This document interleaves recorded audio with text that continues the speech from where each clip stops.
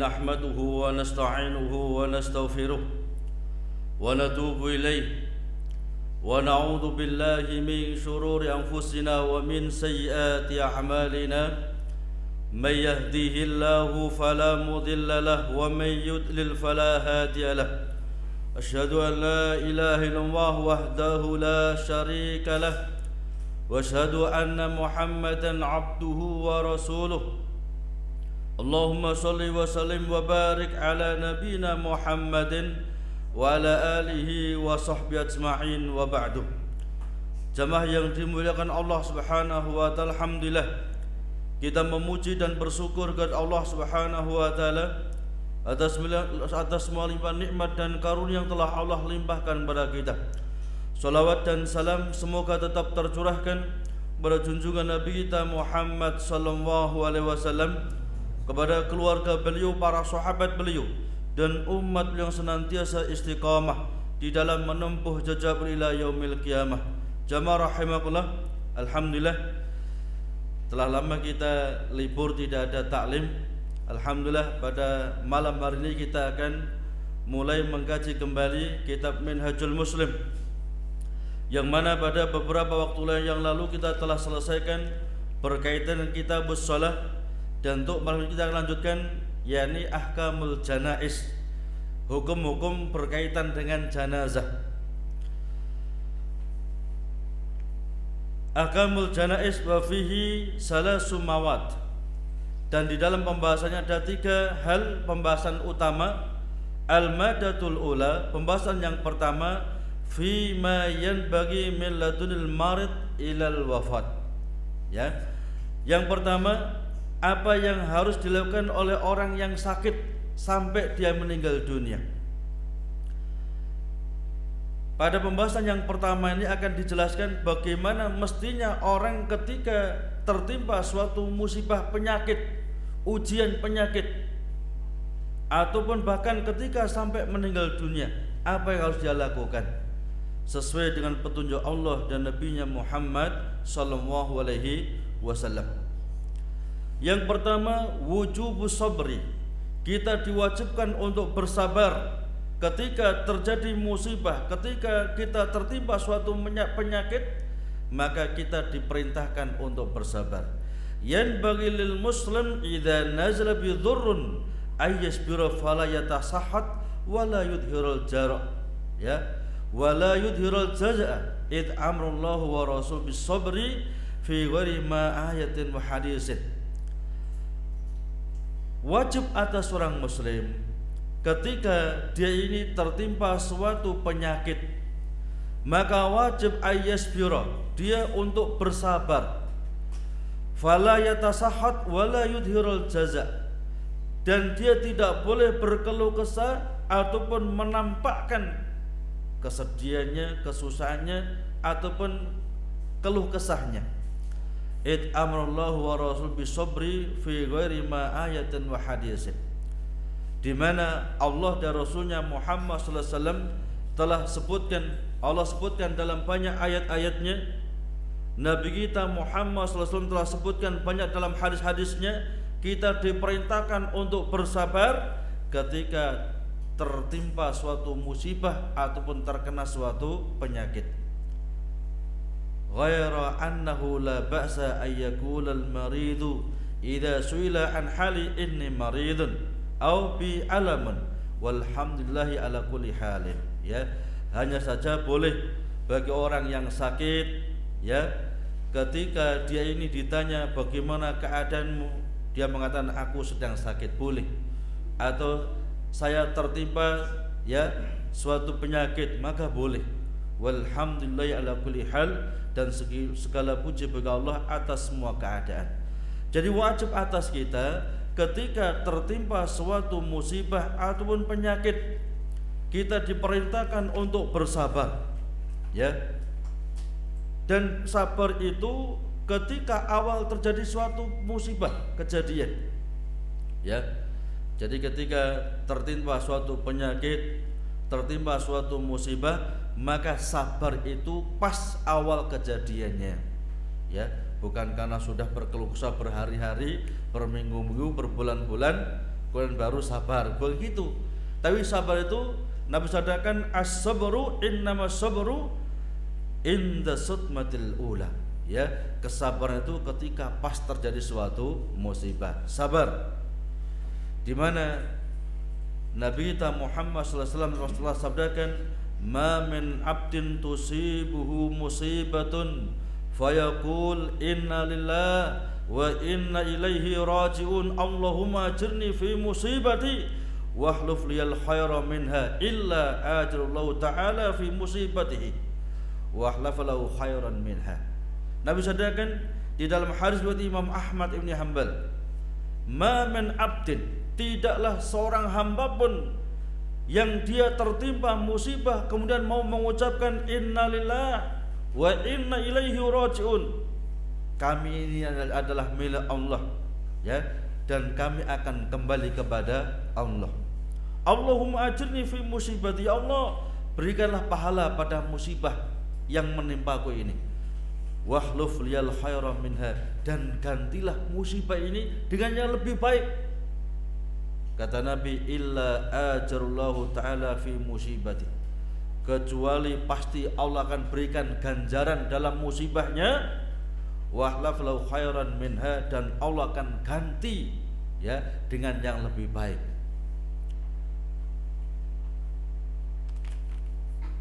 Ketika Ummu Salamah, ya, ketika Ummu Salamah, beliau pernah mendapatkan nasihat dari suaminya Abu Salamah. Kata suaminya, "Wahai istriku, ketika seseorang terkena musibah kemudian mengatakan inna lillahi wa inna ilaihi raji'un Allahumma ajirni fi musibati wahluf liyal khaira minha." Dia mau berdoa Allahumma ajirni fi musibati wahluf liyal khaira minha, kecuali Allah akan berikan pahala dalam musibahnya, bahkan Allah berikan yang lebih baik. Maka ketika wafatnya suaminya Abu Salamah, maka Ummu Salamah mengatakan, ya, saya tetap mengatakan kalimat yang telah diajarkan oleh suamiku, walaupun aku yakin gak ada orang yang lebih baik dibandingkan suamiku. Abu Salamah, mana ada orang yang lebih baik, ya, dibandingkan suamiku Abu Salamah. Ternyata setelah masa iddah daripada Ummu Salamah, datanglah lamaran dari baginda Nabi kita Muhammad sallallahu alaihi wasallam. Artinya ketika kita betul-betul mengucapkan kalimat dengan penuh keyakinan, maka Allah pun akan betul-betul berikan pahala, bahkan Allah akan ganti yang jauh lebih baik. Dan ini sifat orang mukmin, ya. Orang mukmin ketika tertimpa suatu musibah, ya, dia akan mengucapkan inna lillahi wa inna ilaihi raji'un. Allah firmankan, wa basyiril mu'minin, ya, alladzina idza asabathum musibatun qalu inna lillahi wa inna ilaihi raji'un. Ya, maka kasih kabar gembira bagi orang-orang yang mukmin. Siapa mereka? yakni ketika tertimpa suatu musibah dia mau mengucapkan inna lillahi wa inna ilaihi rajiun, ya. Ulaika alaihim shalawatum min rabbihim wa rahmah, ya. Mereka adalah orang yang mendapatkan salawat dari Allah dan rahmat Allah Subhanahu wa taala. Jadi wajib bersabar, ya. Dan sabar itu inda sudmatil ula, ketika pas kejadian suatu musibah, ya. Misalnya ada kerabatnya yang meninggal dunia, ya, jambak rambut dulu, mencai gendeng dulu baru sabar, bukan, ya. Begitu tertimpa musibah, meninggal orang yang dia cintai, dia mau mengucapkan inna lillahi wa inna ilaihi rajiun. Demikian itu orang sabar. Dan luar biasa kesabaran itu. Makanya Allah pesankan kepada kita, ya ayyuhalladzina amanu, ya ayyuhalladzina amanu sabiru wasabiru warabitu wattaqullaha la'allakum tuflihun. Wahai yang beriman, bersabarlah, kuatkan kesabaran kalian dan bertakwalah kepada Allah agar kalian menjadi orang-orang yang beruntung. Yang kedua, istihbabut tadawi Ketika kita tertimpa suatu penyakit, maka disunahkan untuk berobat. Ya, bukan pasrah bongkoan.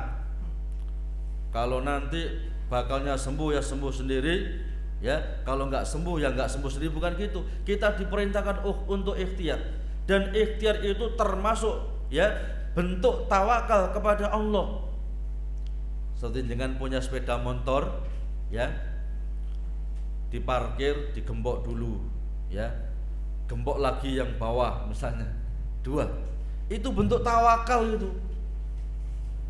Bukan saya sudah pasrah, sudah kontak saya tempelkan di sepeda motor, hilang bener nanti, ya. Jadi apa itu ikhtiar dulu, baru kemudian kita bertawakal kepada Allah Subhanahu wa taala. Sebagaimana seorang petani ketika dia ini merawat tanamannya dengan sebaik-baiknya, dipilihkan bibit yang terbaik, dipupuk, disiangi dan seterusnya, ya. Adapun hasilnya terserah Allah Subhanahu wa taala. Jadi ikhtiar dulu, ya, dan ikhtiar itu termasuk bentuk tawakal kepada Allah Subhanahu wa taala. Yustahabbu lil muslimil marid at-tadawi bil adwiyatil mubahah. Disunnahkan bagi seorang muslim yang sakit untuk berobat dengan obat-obatan yang mubah. Bukan obatan yang haram, tapi obat-obatan yang mubah. Di mana Nabi kita Muhammad SAW telah sabdakan di dalam hadis riwayat Imam Al-Hakim dalam kitabnya Mustadrak, innallaha lam yunazzil da'an illa anzal sifaan fatadawaw. Nabi kita Muhammad SAW sabdakan, innallaha lam yunazzil da'an. Allah sama sekali tidak akan pernah turunkan suatu penyakit kecuali pasti Allah turunkan obatnya. Maka fatadawaw, berobatlah kalian. Maka fa'alima man alima wa jahula man jahula. Taulah orang yang memang ahli dalam kesehatan, dan tidaklah tahu memang orang yang bukan ahli dalam kesehatan, ya. Termasuk ulama-ulama kita, Imam Ibnu Qayyim Al-Jauzi, ini luar biasa dalam masalah kesehatan. Imam Asy-Syafi'i, ya.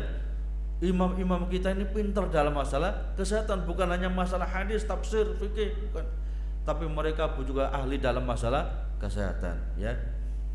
Termasuk kata Imam Asy-Syafi'i, ya, ketika kita mengunyah suatu makanan minimalnya 21 kali kunyahan, ya. Kalau kita nyek lak sehingga jadi penyakit, ya, dikunyah sampai 21 kali kunyahan baru ditelan. Dikunyah 21 kulan baru ditelan. Nah, kita kalau makan bakso itu panas langsung masuk, ya. Sehingga penyakit, macam-macam penyakit masuk dalam tubuh kita, ya. Makanan yang mestinya menjadi hal yang baik, ya, bermanfaat justru akan berbahaya, ya. Bahkan kita setelah makan tidak boleh langsung tidur, minimalnya jalan 40 kali langkah. Ya, ini ulama kita jelaskan itu, ya.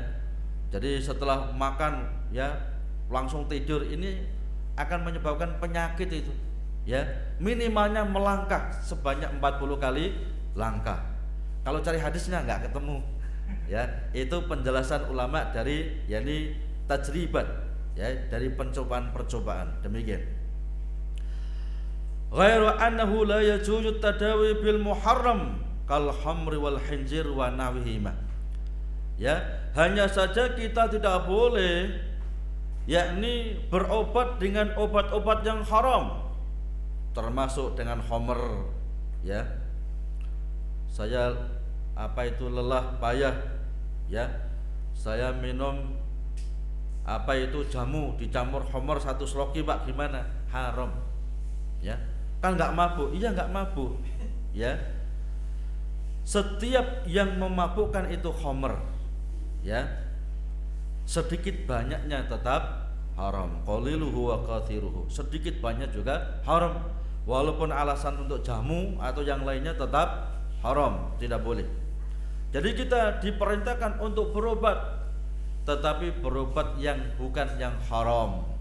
Termasuk yang haram dengan khamr ataupun dengan babi atau selainnya. di mana Nabi kita Muhammad sallallahu alaihi wasallam telah sabdakan di dalam hadis riwayat Imam Al-Baihaqi, innallaha lam yaj'al sifaakum fi ma harrama alaikum. Allah tidak akan pernah menjadikan obat bagi kalian sesuatu yang Allah haramkan atas kalian. Jadi obat itu Allah jadikan dari sesuatu yang Allah halalkan bagi kita, bukan sesuatu yang Allah haramkan atas kita. Ya. Maka obat dengan air kencing sendiri ini enggak benar itu. Malah jadi penyakit itu. Ya. Loh Pak, dalam hadis katanya ada. Ya. Dalam hadis riwayat Imam Al-Bukhari itu bukan air kencing kita manusia, tapi air kencingnya onta. Ya. Jangan mau praktek silahkan monggo. Ya, susu onta dicampur air kencing onta. Itu untuk obat meriang-meriang. Ya. Jadi kalau corona bisa obat itu bisa insyaallah. Ya. Jadi pernah di zaman Nabi kita Muhammad sallallahu alaihi wasallam, ya ini guruan saja ya. Jadi pernah di zaman Nabi kita Muhammad sallallahu alaihi wasallam itu ada orang-orang Badui yang ikut hijrah ke Madinah. Ya.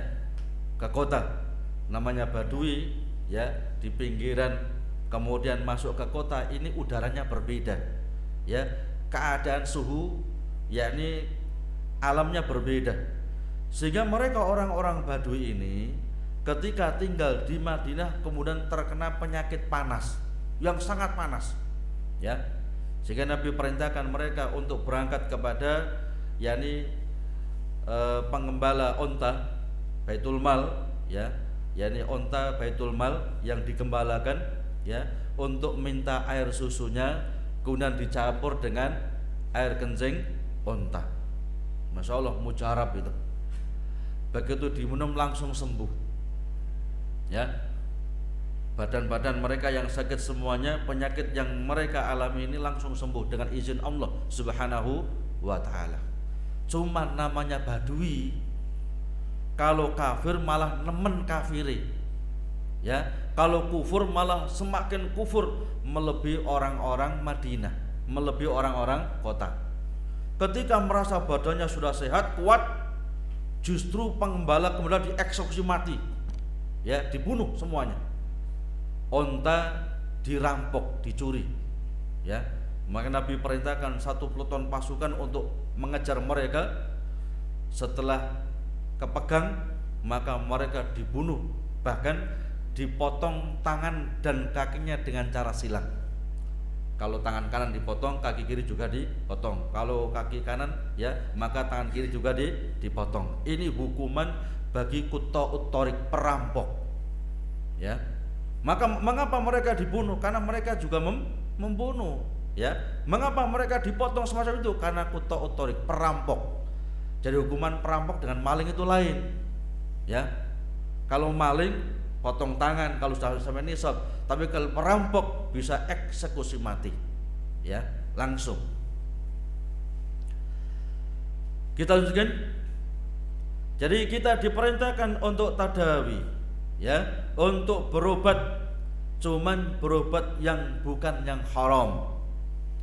Dari kisah hadis riwayat Bukhari ini berkata Syekhul Islam Ibnu Taimiyah bahwasanya, ya, sesuatu yang keluar dari hewan yang halal dimakan, ya, baik kotorannya atau kencingnya, maka itu tidak najis. Hewan yang halal dimakan, ya, cuman menjijikkan.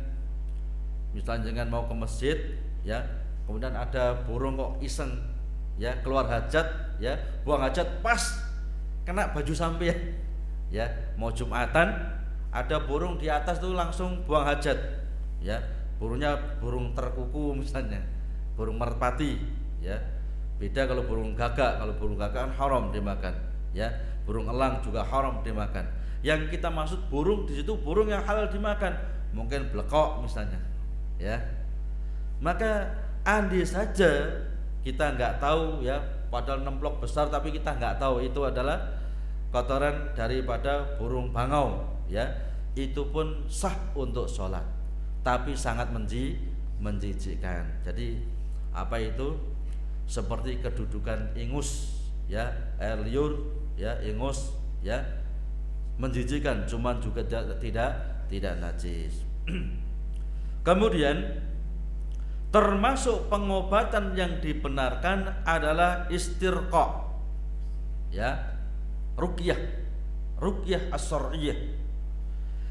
Yajuzu lil muslim al-istirqa'u bil ayatil qur'aniyah wal adiyatin nabawiyah wal kalamit thayyib. Boleh bagi seorang muslim untuk ruqyah, ya, dengan ayat-ayat Al-Qur'an ataupun doa-doa yang warid dari Nabi kita Muhammad sallallahu alaihi wasallam, di mana Nabi sabdakan la ba'sa birraqa ma lam yakun syirkan, ya, tidak mengapa dengan ruqyah selama tidak berbau syirik, ya. Loh Pak, ruqyahnya itu pakai bahasa Jawa, ya. Apa boleh? Boleh, selama tidak berbau syirik. Cuman yang afdol tentunya menyontoh Nabi kita Muhammad sallallahu alaihi wasallam, lebih aman itu. Sebagaimana ketika kita doa, apa boleh doa dengan bahasa Jawa? Boleh.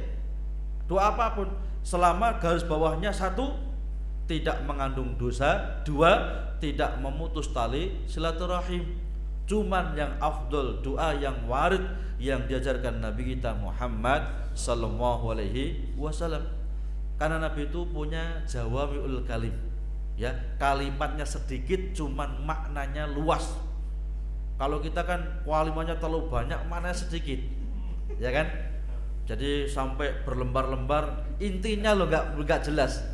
Tapi kalau Nabi ucapkan satu kalimat jelas sudah, ya. Contoh, ketika seorang sahabat bertanya kepada Nabi kita Muhammad sallallahu alaihi wasallam, ya Rasulullah, ya, kulli fil Islam qaulan la as'alu anhu ahadan ghaira. Ya Nabi, jelaskan kepadaku tentang agama Islam ini dengan hanya satu kalimat yang aku nggak perlu tanya lagi kepada siapapun. Ya, kalau kita kan nggak bisa itu. Jelaskan agama Islam dengan hanya satu kalimat toh, nggak perlu tanya lagi sudah. Ya, qala Rasulullah SAW, kul amantu billah tsumastaqim. Ucapkan aku beriman kepada Allah dan istiqomahlah dalam ucapanmu, aku telah beriman kepada Allah Subhanahu wa taala. Dan istiqomah ini para ulama menjelaskan saya berlembar-lembar itu, ya. Imam Ibnu Katsir, Imam Al-Qurtubi dan imam yang lainnya menjelaskan sangat panjang lebar itu, ya. Demikian. Dan diharamkan atas kita untuk di samping berobat dengan yang haram, berobat dengan sesuatu yang berbau syirik, termasuk berobat dengan jimat, dengan sikep, ya, ini berbau syirik, ya. Kadang-kadang orang yang sakit datangnya bukan kepada, ya, bukan kepada dokter, datangnya kepada dukun. Cuman dukun supaya untuk mengelabui umat pakai jubah dia, ya. Jadi dukunnya itu pakai jubah sehingga orang-orang, duh, ini mosok dukun, ya, padahal dukun, ya, pakai jubah, pakai sorban, padahal dukun. Buktinya begitu pulang dikasih jimat, begitu pulang dikasih sikep, kalau pulang dikasih macam-macam, ya. Ini bukti bahwasanya dia bukan seorang, ya, seorang ahli kesehatan, tetapi seorang dukun. Walaupun mungkin, ya, secara zahir prakteknya, ya, secara zahir fisiknya bukan seperti fisik dukun, ya. Karena kalau dukun di zaman dahulu itu lebih punya tata krama. Mereka itu di hutan-hutan, ya kan, di hutan-hutan, di gunung-gunung, karena ilmunya itu jelek itu, ya, sehingga mereka menyendiri. Tapi kalau dukun zaman modern masuk internet, ya, ya, jadi dukunnya itu malah, waduh, masya Allah, menggunakan fasilitas luar biasa itu. Jadi tanya dukun lewat internet, lewat WA, macam-macam. Ya, dukunnya nggak punya toto kromo, ya. Lebih baik dukun dahulu dibandingkan dukun sekarang. Karena dukun sekarang ini nggak punya toto kromo, ya. Sudah ngerti ilmunya jelek malah masuk internet lagi, ya. Jadi diharamkan atas kita untuk berobat dengan pengobatan yang berbau syirik, termasuk jimat, sikap dan seterusnya dan seterusnya. Nabi kita Muhammad SAW sabdakan di dalam hadis riwayat Imam Ahmad Ibn Hanbal, man allaqa tamimatan faqad asyraka. Ya, barang siapa yang dia mengalungkan jimat, mengalungkan sikap, ya, berarti dia telah berbuat syirik kepada Allah Subhanahu wa taala. Dan ini syirkul akbar. Ya. Mukhrijul minal millah. Syirik besar yang mengeluarkan pelakunya dari agama Allah Subhanahu wa taala ketika telah iqamatul hujjah. Jadi enggak main-main itu. Ya. Sering kita sebutkan bagaimana ancaman Allah tentang syirkul akbar ini. Allah firmankan dalam surat An-Nisa ayat ke-48, innallaha la yaghfiru ay yushraka bihi wa yaghfiru ma duna dzalika liman yasha. Allah akan ampuni, ya, Allah tidak akan pernah ampuni dosa syirik, tapi Allah mau mengampuni dosa selain syirik bagi siapa saja yang Allah kehendaki. Bahkan dalam surat, ya, yang lainnya Nabi kita Muhammad sallallahu alaihi wasallam, ya, banyak sebutkan dalam hadis, Allah sebutkan dalam Al-Qur'an, ya, tentang bahaya syirik ini. Allah firmankan, wa may yusyrik billah faqad haramallahu walil jannah wa ma'wahu nar wa ma lidzalimina min ansar. Barang siapa yang mensekutukan Allah, Allah haramkan dia untuk masuk surga, hukumnya haram masuk surga, dan tempat kembalinya di neraka, dan tidak ada penolong bagi orang-orang yang zalim. Disebutkan di dalam hadis riwayat Imam Ibn Majah dan juga imam-imam yang lainnya, ketika Nabi kita Muhammad SAW melihat salah seorang sahabat yang baru masuk Islam, ya, jadi baru masuk Islam artinya belum paham masalah din, ya. Nabi melihat sahabat ini menggunakan gelang yang terbuat dari tembaga. Faqala Rasulullah SAW, maka Nabi bersabda, mahadi, apa ini? Mengapa engkau menggunakan gelang yang terbuat dari tembaga? Qala minal wahinah ya Rasulullah SAW. Ini gelang tolak balak ya Nabi. Ya, jadi gelang tolak balak itu sudah ada di zaman orang-orang musyrik. Ya, di zaman jahiliyah sudah ada itu gelang tolak balak itu. Cuman kalau gelang tolak balak di zaman dahulu dari tembaga, ya, dari apa itu, dari yang apa itu tanduknya kijang dan macam-macam, ya. Sekarang kan kadang-kadang kayak kain, pakai tampar, ya, lebih ringan, ya, lebih murah. Jadi minal wahinah ya Rasul. Ini adalah gelang tolak balak ya Nabi. Faqala Rasulullah SAW, maka Nabi bersabda, inziha fa innaha la taziduka ila wahna. Lemparkan itu tidak menambah sedikit pun untukmu kecuali tambah hina di dunia, bahkan nanti di hari kiamat. Fa innaka law mitta wa ya alaika ma aflahta abadan. Ini yang paling bahaya. Ketahuilah, andai saja engkau meninggal dunia dan gelang tolak balak itu masih melekat pada dirimu, kamu masih bertawakal pada jimatmu, kamu masih bertawakal kepada, yakni gelang tolak balakmu itu, maka kamu akan kekal selama-lamanya di neraka Allah Subhanahu wa taala. Ini bahayanya syirik. Ya. Jadi ketika tertimpa musibah ikhtiar, tapi ikhtiar yang dibenarkan oleh Allah dan Rasulnya Muhammad sallallahu alaihi wasallam, ya, bukan ikhtiar dengan berbuat syirik atau ikhtiar dengan memakan, meminum sesuatu yang diharamkan oleh Allah dan Rasulnya Muhammad sallallahu alaihi wasallam. Kemudian ba'du ma kana yastasfa bihi Rasulullah sallallahu alaihi wasallam, ya, beberapa praktek pengobatan, ya, Nabi kita Muhammad sallallahu alaihi wasallam. Kana alaihi salatu wassalam yad'u yadahul syarifah alal marid wa yaqul Allahumma rabban nas adhibil ba'sa wasfi antas safi la sifa ila sifa'uk sifaan la yughadiru saqama. Ya, termasuk praktek ruqyah yang diajarkan, ya, yang dipraktekkan Dan dibenarkan dalam syariat Nabi kita Muhammad sallallahu alaihi wasallam, Nabi meletakkan tangan beliau yang mulia kepada orang yang sakit seraya berdoa, Allahumma rabban nas, ya Allah Rabbnya manusia, adhibil ba'sa, hilangkan penyakit ini, wasfi anta syafi, sembuhkanlah, sesungguhnya Engkau zat yang maha penyembuh ya Allah, la sifa ila sifa'uk, tidak ada penyembuhan kecuali penyembuhan Engkau ya Allah, sifaan la yughadiru saqama, penyembuhan yang tidak meninggalkan bekas.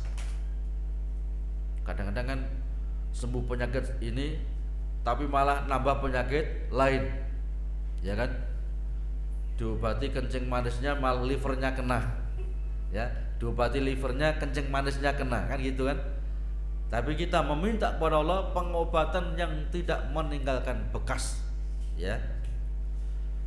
Demikian pula ketika ada salah seorang sahabat, beliau ini mengeluhkan kepada Nabi tentang penyakitnya, ya Nabi, saya mengalami penyakit demikian ya Nabi, ya. Maka Nabi bersabda, dha yadaka 'alal ladzi ya'lamu min jasadika, letakkan telapak tanganmu pada anggota badanmu yang sakit, wakul, kemudian berdoalah bismillah salasan, ya. Jadi bismillah, ya. Wakul sab'a marratin, kemudian berdoalah sebanyak 7 kali, a'udzubillahi wa qudratihi min syarri ma ajidu wa uhadhiru. Ucapkan 7 kali, aku berlindung kepada Allah dan dengan kehendak Allah dari semua kejelekan yang aku dapatkan dan semua apa yang aku khawatirkan. Dan itu dibaca sebanyak 7 kali, ya. Sebagaimana Nabi juga pernah diruqyah oleh malaikat Jibril, ya, ketika Nabi disihir, ya. Nabi ini memiliki seorang pembantu, ya, seorang pembantu Yahudi, ya, pemuda Yahudi. Maka namanya pembantu, dia punya kesempatan banyak untuk mengganggu Nabi kita Muhammad sallallahu alaihi wasallam. Jadi dia menunjukkan kebaikan-kebaikan secara zahirnya, cuman sebetulnya dia sangat benci kepada Nabi kita Muhammad sallallahu alaihi wasallam. Maka dicurilah sisir Nabi kita Muhammad sallallahu alaihi wasallam. Jadi sisir yang biasa digunakan untuk bersisir Nabi itu dicuri, ya. Kemudian dibawa kepada tukang sihir, kalau bahasa kita tukang swantet, ya. Kemudian oleh tukang sihir ini, sisir Nabi ini diikat dengan 7 ikatan, ya, diikat dengan 7 ikatan. Kemudian dimasukkan ke dalam sumur, ya. Setelah dimasukkan ke dalam sumur, ditindih batu dengan batu yang besar, ya. Nabi tersihir. Ini membuktikan sihir itu betul-betul ada. Makanya kita diperintahkan untuk isti'adzah billah, berdoa kepada Allah, ya, doa pagi dan sore, doa sebelum tidur, ya. Karena sihir ini masuk ketika kita dalam keadaan lengah, ya. Setan pun juga cari-cari kesempatan itu. Enggak waktu pas taklim ngaji langsung kena sihir, enggak bisa itu. Setan pun juga cari-cari kesempatan, ya. Sudah amping-amping sudah, ini kapan dia ini lengah ini, ya. Kalau tertidur langsung masuk sret, ya. Kalau masih, ya, seterek setenjengan ini, kan, masih melek semuanya semacam ini, setan juga takut juga dia, ya, nggak mau langsung masuk, cari-cari kesempatan, ya. Sampai Nabi tersihir, ya. Kemudian diruqyah oleh malaikat Jibril dengan doa bismillah arqika min kulli syai'in yu'dzika, ya. Dengan menyebut nama Allah, aku meruqyahmu dari semua hal yang menyakitimu, ya. Min syarri kulli nafsin aw anainin hasid, dari semua jiwa atau mata yang hasad. Allahumma yasfika bismillah arqika. Ini doa yang dibaca malaikat Jibril ketika meruqyah Nabi kita Muhammad sallallahu alaihi wasallam. Artinya ilmu sihir itu betul-betul ada, ya. Makanya para ulama menjelaskan orang yang belajar sihir dan mempraktekannya berarti dia telah kufur kepada Allah Subhanahu wa taala. Apa dalilnya? Allah berfirman di dalam surat Al-Baqarah ayat 103 ya, tentang Nabi Sulaiman ya. Wa ma kafara Sulaiman walakinna as-sayatina kafaru yu'allimuna an-nasa as-sihra ya. Dan Sulaiman tidaklah kafir ya, justru setan-setanlah yang kafir kepada Allah Subhanahu wa taala yang telah mengajarkan ilmu sihir kepada manusia. Ini bantahan Allah bagi mereka orang-orang Yahudi yang mengatakan Sulaiman itu bukan nabi dan rasul. Sulaiman itu seorang dukun. Ya. Orang-orang Yahudi itu enggak mengakui kalau Nabi Sulaiman seorang nabi dan rasul. Ya, orang Yahudi mengatakan Sulaiman seorang dukun. Buktinya Nabi Sulaiman bisa naik udara itu. Ya. Bepergian jauh dengan cepatnya. Ya. Perjalanan pagi sampai sore itu kalau orang dewasa dengan orang biasa dengan berpacu kencang itu perjalanan 1 bulan. Ya, Nabi Sulaiman pagi dan sore dengan menggunakan angin. Ya, numpak angin. Ya. Ya. Nabi Sulaiman juga bisa berbicara dengan binatang, burung, ya, dengan harimau, apapun bisa. Ya, bahkan Nabi Sulaiman bisa menguasai jin dan manusia. Ya. Kata mereka orang-orang Yahudi, adanya Nabi Sulaiman bisa semacam itu karena Nabi Sulaiman seorang dukun. Ya. Kisahnya antum lihat dalam tafsir Ibnu Katsir itu, ya. Ketika wafatnya, ketika Nabi Sulaiman berkuasa, praktek perdukunan itu pada puncak-puncaknya. Ya. Oleh Nabi Sulaiman, ya, agar ilmu perdukunan ini hilang musnah, maka seluruh kitab-kitab perdukunan dirampas. Ya, di seluruh negeri Palestina. Karena Nabi Sulaiman ini berkuasa di negeri Palestina, ya. Seluruh kitab-kitab perdukunan itu dikumpulkan, dirampas oleh Nabi Sulaiman dan dimasukkan di bawah singgasana Nabi Sulaiman, dipendam di bawah singgasana Nabi Sulaiman. Tidak ada satupun setan yang tidak ngambil pasti terbakar, pasti mati. Jadi setan-setan itu kalau mau ngambil kitab ini pasti terbakar mati, ya. Sehingga setan cari kesempatan kapan bisa ngambil tanpa harus ada resiko mati, nunggu wafatnya Nabi Sulaiman. Ya, setelah Nabi Sulaiman wafat, maka setan menjelma menjadi manusia. Ya, woro-woro, Sulaiman bukan nabi, Sulaiman bukan rasul, dia adalah dukun. Ya, masyarakat marah-marah itu, karena selama ini mereka meyakini Sulaiman seorang nabi, keimanan mereka Nabi Sulaiman seorang nabi dan rasul. Ya, maka kata setan ini, saya taruhan nyawa saya kalau saya bohong. Ya, tolong dibongkar di bawah singgasana Nabi Sulaiman. Bukti kalau Sulaiman seorang dukun. Ya, maka rame-rame masyarakat berangkat ke singgasana Nabi Sulaiman dan dibongkar, dan betul di bawahnya kitab-kitab sihir. Lah, bukti itu. Ya, Sulaiman seorang dukun. Masya Allah. Sehingga setelah itu, ya, mereka orang Bani Israel tidak meyakini Nabi Sulaiman seorang nabi dan rasul. Mereka berubah mutlak, total. Yang awalnya meyakini kenabian Nabi Sulaiman, kerasulan Nabi Sulaiman, kemudian mereka meyakini Sulaiman seorang dukun. Dibantah oleh Allah, wa ma kafara Sulaimanu walakinnas sayatina kafaru yu'allimuna an-nasa sihra. Saya lanjutkan sedikit, kita tambahkan sedikit. Dan seorang muslim, ya, ini boleh berobat kepada orang kafir selama orang kafir yang jujur, yang amanah. Ya, mungkin dokter muslim tidak ada, adanya dokter kafir, maka boleh. Bahkan ketika seorang laki-laki muslim dalam keadaan darurat, tidak ada dokter laki-laki, boleh, ya, ditangani oleh dokter perempuan. Dan sebaliknya, ketika mungkin seorang wanita muslimah tidak ada dokter perempuan, maka dalam keadaan darurat boleh ditangani dokter laki-laki. ajmal muslimun ala jawazi mudawatil kafir idza kana aminan lil muslim. Ya. So, jadi kaum muslimin telah sepakat bolehnya berobat kepada orang kafir, ya. Orang muslim boleh berobat pada orang kafir selama orang kafir ini aminan, jujur.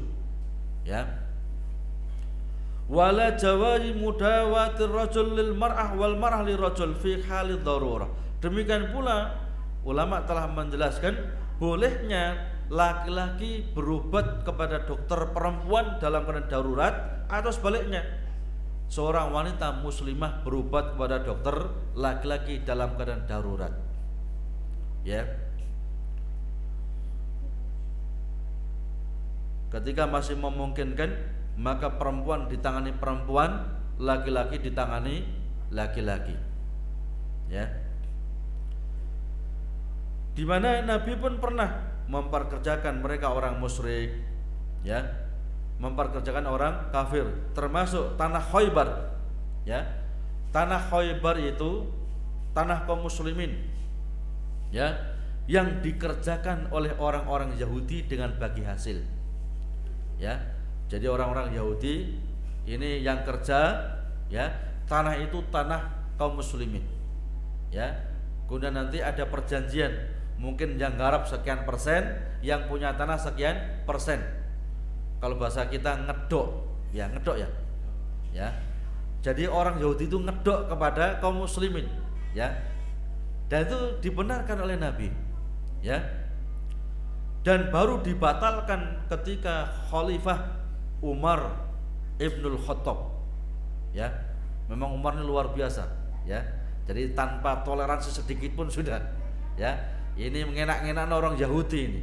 Mereka tetap kafir, nggak mau beriman, kok dikasih garapan. Sudah, yang kasih garapan orang muslim saja. Orang kafir nggak perlu kasih garapan. Ini Umar Ibnul Khattab, luar biasa, ya. Bahkan termasuk penanggalan Islam itu dimulai sejak zaman Umar Ibnul Khattab, ya. Umar Ibnul Khattab nggak mau pakai penanggalan Masehi, ya.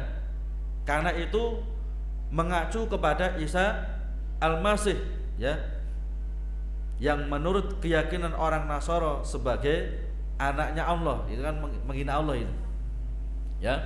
Makanya Umar membuat, ya, penanggalan baru dengan penanggalan Hijriyah, ya, dengan patokan Qamariyah, sehingga penanggalan Qamariyah. Adapun Masehi dengan patokan Syamsiyah, matahari. Jamaah rahimakallah, waktu telah habis. Mungkin ada beberapa pertanyaan, saya persilakan. Monggo. Nggih, monggo. Bagaimana jika ada seseorang yang membuka praktek ruqyah? Nggih. Terus kemudian bolehkah, karena pernah lihat itu biasanya peruqyah itu ngobrol dengan jinnya, gitu. Nggih. Ya, apakah boleh? Iya. Bagaimana dengan yakni praktek ruqyah, ya, membuka klinik ruqyah, ya. Sebetulnya dalam salaf kita nggak pernah ada yang semacam itu, ya. Cuman apakah ini dilarang? Tidak, ya. Ini untuk membantu kaum muslimin, ya, membantu kaum muslimin yang mereka tertimpa suatu musibah atau bencana. Kalau mungkin nggak ada semacam itu, mau berangkat kemana? Ya, mungkin, ya. Jadi kalau kita katakan dilarang atau bid'ah, tidak. Karena itu awal dari tujuannya. Apa awal tujuannya? Kalau memang untuk membantu kaum muslimin, ya benar, ya. Jadi benar-benar saja, bukan termasuk hal yang dilarang, ya. Walaupun memang kalau kita lihat praktek di zaman salaf kita dulu nggak pernah ada semacam itu, ya kan? Nggak ada praktek semacam itu. Cuman ini, ya, dari segi manfaat dan maksudnya tentu lebih banyak manfaatnya. Misalnya kaum muslimin terkena, ya, sihir, terkena jin, ya, dia mau berangkat kemana? Orang yang memiliki keahlian, ya, dalam ruqyah ini. Dalam ruqyah ini perlu keahlian itu, nggak ngawur itu, ya, perlu ada keahlian, ya. Bukan semua ustadz bisa, nggak bisa itu, ya. Kemudian bagaimana dengan berbincang-bincang dengan jin, ya. Biasanya memang ditanya, jin itu akan menjawab, ya. Cuman kita tidak boleh membenarkan semua yang diucapkan jin, karena sifat asal mereka adalah pembohong, ya. Biasanya untuk mengadu domba kaum muslimin, ya. Saya ini diperintahkan tonggoi sampean itu misalnya, akhirnya kan musuhan dengan tetangganya. Jadi kita nggak boleh yakni membenarkan semua yang dikatakan jin, ya. Dan juga tidak boleh menuruti kemauan jin. Kadang-kadang jin gini, saya mau keluar, cuman tolong saya dibelehkan ayam putih mulus, ya. Kalau nggak mau putih mulus, minta ngopi dia. Loh, bener itu.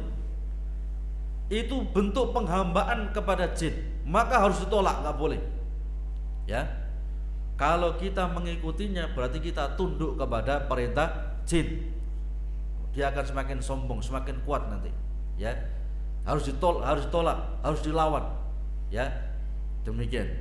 Apalagi hal yang lebih besar, minta kopi aja nggak boleh, apalagi minta ayam putih mulus atau hitam mulus, ya, atau beras ketan misalnya, kacang hijau misalnya. Kadang-kadang jin juga gitu, untuk menunjukkan bahwasanya dia lebih berkuasa melebihi manusia, ya. Manusia takut kepada dia. Jadi kalau ini lurus ini, kalau diminta yang putih mulus nggak mungkin mau dia, maka lebih sedikit, lebih ringan, ngopi, ya. Ngopi pun juga minta rasa macam-macam. Ini harus ditolak, tidak boleh untuk dituruti, ya. Allah bersuara. Monggo. Sehubungan sekarang banyak cara-cara untuk penyembuhan. Dengan kalau sakit disuruh berusaha untuk obat, ada herbalis, ada masas, dan yang lainnya banyak. Bagaimana hukumnya kalau kita pergi berusaha misalnya ke tukang pijat yang kemampuan lebih dari orang biasa? Iya. Bagaimana kalau kita sakit pergi ke tukang pijat, ya, yang dia memiliki kemampuan melebihi yang lain? Ya bisa. Karena ada orang hanya pijat untuk menyegarkan badan, ada pijat yang dia tahu betul, ya, tahu betul tentang urat badan. Kakak saya itu dulu pernah keselio kakinya, ya. Yang dipijat kok gegere. Yang dipijat malah gegere itu, bukan kakinya yang sakit itu. Padahal kakinya itu wabuh luar biasa. Saya kira kalau sakit kakinya yang dipijat itu kakinya, ternyata malah gegernya yang dipijat itu. Dan alhamdulillah sembuh dengan izin Allah Subhanahu wa ta'ala. Artinya dia ngerti secara betul, ya. Lah kalau kita yang mungkin hanya belajar-belajaran, ya, awal-awal yang mesti yang sakit itu dioyok, ya, malah kesakitan. Ternyata nggak boleh, ya. Kaki yang kepleger sampai bengkong, sampai abu luar biasa itu, yang dipijat malah punggung bagian belakang. Itu kan dibutuhkan ilmu, ya. Maka boleh-boleh saja. Dan sering terjadi itu, ya, sakit apa, ya, mungkin kecetit macam-macam. Yang dipijat harus ini, saya sini. Jadi nggak ngoyok satu tubuh dipijat semuanya, malah besem nanti, ya. Jadi boleh, selama tidak ada unsur-unsur yang syirkiyah. Demikian. Yang lain, monggo. Bagaimana dengan pengobatan bekam dan juga kita nikmati banget, saya juga pernah bekam. Iya. Yang kedua, ada di masyarakat pakai susu agar cantik dan seterusnya. Iya. Iya, bagaimana pengobatan bekam, ya? Bekam termasuk pengobatan yang telah dipraktekkan Nabi kita Muhammad sallallahu alaihi wasallam, ya. Beliau berhijamah, berbekam, ya. Bahkan bagus itu dibandingkan kita ini mungkin donor darah, karena donor darah itu yang diambil darahnya banyak, ya. Saya kira hanya sedikit, ternyata banyak sampai mumet itu. Ya, lebih baik bekam lah, ya. Bekam rutin sebulan sekali atau 2 bulan sekali, ya. Kalau mungkin donor darah ini yang diambil terlalu banyak, kebanyakan, ya, karena satu penuh itu, ya. Lah ya, satu penuh itu, ya. Selesai donor darah malah mumet, ya. Ya bisa saja kalau donor darah, pokoknya jangan banyak-banyak darah yang keluar. Khawatir membahayakan kesehatan. Jadi berbekam benar, ya. bagus, dan itu termasuk pengobatan yang diajarkan Nabi kita Muhammad sallallahu alaihi wasallam. Kemudian bagaimana dengan susuk, ya? Susuk maksudnya untuk mempercantik diri misalnya. Kalau tusuk jarum untuk mengencangkan urat-urat apa itu yang kendor, maka boleh ditusuk sini, kaget langsung kenceng, kaget lagi kenceng, mau boleh. Tapi yang dilarang ini yakni susuk di sini dimasukkan bersama barangnya dan jinnya ada di situ, ya kan? Sehingga apa itu orangnya jelek kelihatan cantik, padahal dewer, ya. Orang yang macam-macam, ya. Jadi itu pengaruh daripada setan, ya. Dan itu diharamkan, tidak boleh, ya. Karena begitu dimasukkan kadang barangnya hilang karena jinnya masuk di dalam tubuhnya. Wong kita ini diperintahkan untuk isti'adzah billah, berlindung kepada Allah supaya kita enggak diganggu oleh setan. Ini setan malah dimasukkan pada suatu barang, kemudian dimasukkan dalam tubuh kita, punya tempat nyaman dia. Ya. Misalnya jinten, apa inten ya? Inten, emas misalnya. Setan punya tempat nyaman itu di tubuh kita. Dia dikasih tempat emas itu, di dalam emas itu, kemudian dimasukkan dalam tubuh kita, nyaman dia. Mau keluar repot itu, ya, luar biasa sulitnya mau keluar dia, ya.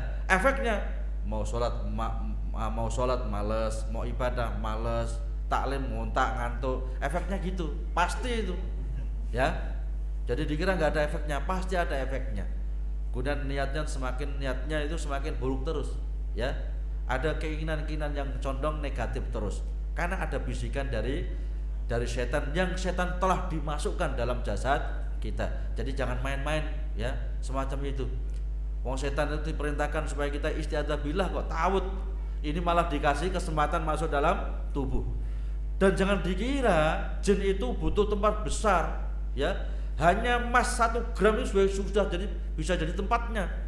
Enak itu, ya. Jadi jangan dikira harus dikerangkeng besar seperti burung perkutut, nggak harus gitu, ya.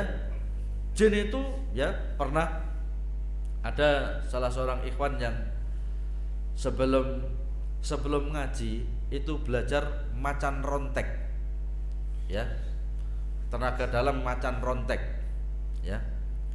Dia apa itu mau ke Jakarta langsung injak kaki jelek langsung sampai Jakarta sana, ya.